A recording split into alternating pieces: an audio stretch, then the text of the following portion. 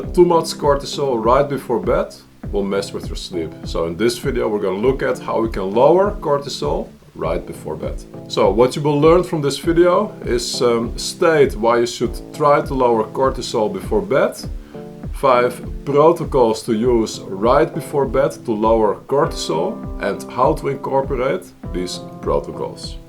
Now, first off, why do you need to lower cortisol before bed? And we're going to start with a short recap. Basically, cortisol peaks in the morning when it's time to wake up. And it lowers throughout the day and it will reach its lowest point right before bed. So the idea here is that if cortisol is too high before bed, then simply it means that you will not sleep well. So that's the system that we're going to work with. Now, and this simply means that it's extremely important to lower cortisol as much as possible right before sleep. So and these protocols are in descending order. So we're going to start with the number 5 and we're going to work our way up to the number 1. Now, the first one is a 10-minute cold exposure, and it's basically a cold shower. And the idea here is that over time this will make you more resilient to stress.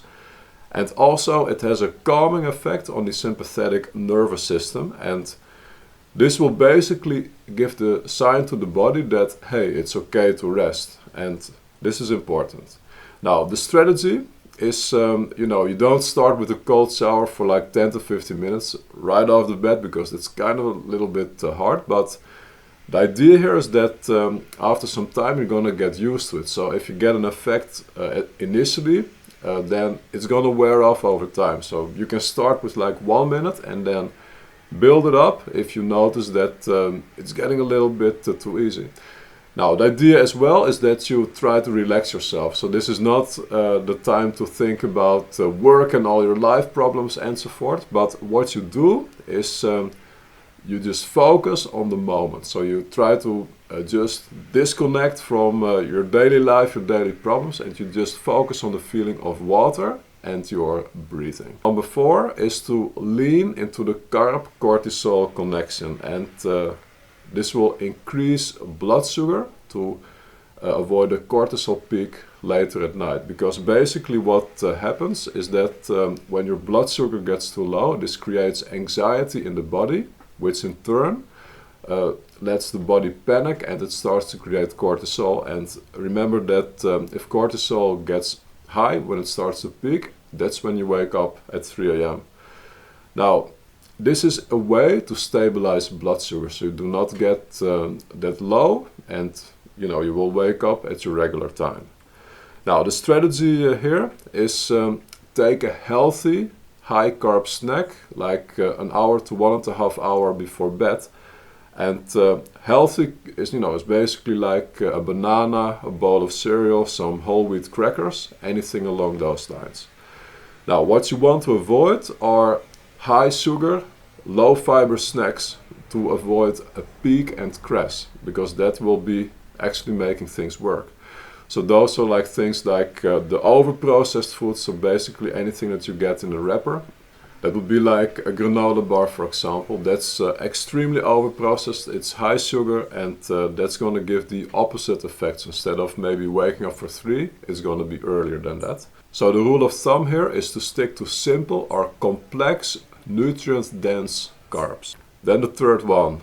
So cut out blue light plus anything exciting about 60 minutes before bed. And blue light is anything from screens, so like TV, laptop, mobile. Those things are all sources of blue light. Now, and the idea here is that this will allow a natural buildup of melatonin before sleep. So this is another hormone, and it kind of works in the opposite way as cortisol, because this one needs to peak right before bed.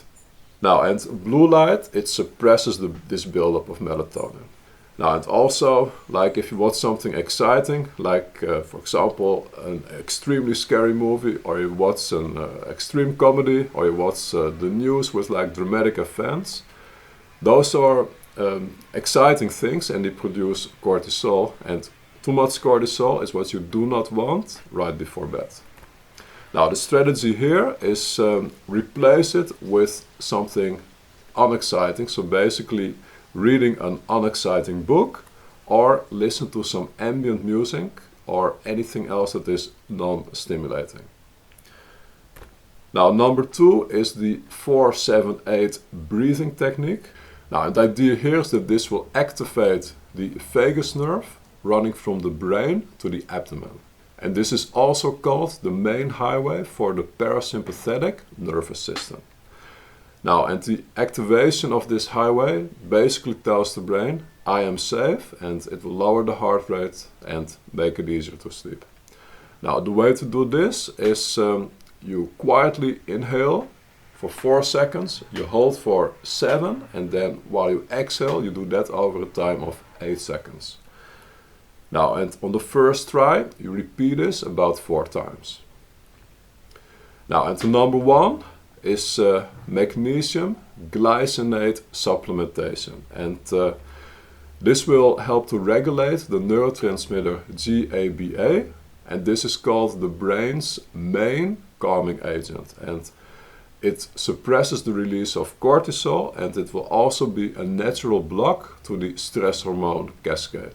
Now, the strategy here is look for glycinate form, so you start with like 200 to 400 milligrams, and the reason here is that it's most bioavailable for sleep and also the least likely to cause digestive issues.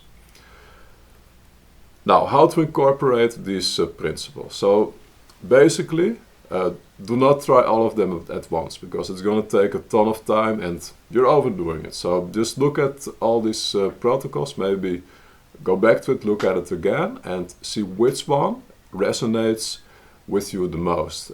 Now, simply try it for a couple of days and see if it works for you. And if not, simply try another protocol. Now, my final thoughts. So these protocols, they're all very safe. You can look at it like a walk in the park. The only thing I would want to point out is magnesium, because you will buy magnesium most likely in the store, and always read the label to make sure that there are no side effects, because magnesium, you do not take it in the pure form, but it's always combined with some other chemicals. So that's why it's paramount, very important, to look at the label and see if there are any directions specifically for that supplement. Now, other than that, the principle here is to name it, then tame it. Like, we're looking at the body like a system. It's an input and an output, and things are gonna happen. And the idea here is that by understanding better how the body works, it will be easier to make things better. Now, it also, the next video is going to be the melatonin protocol, how to fix your circadian rhythm naturally. So look out for that video. Now, and also, which protocol will you try first? And also let me know in the comments, how can I make these videos more to your liking? Alright, so that's it. That's the video.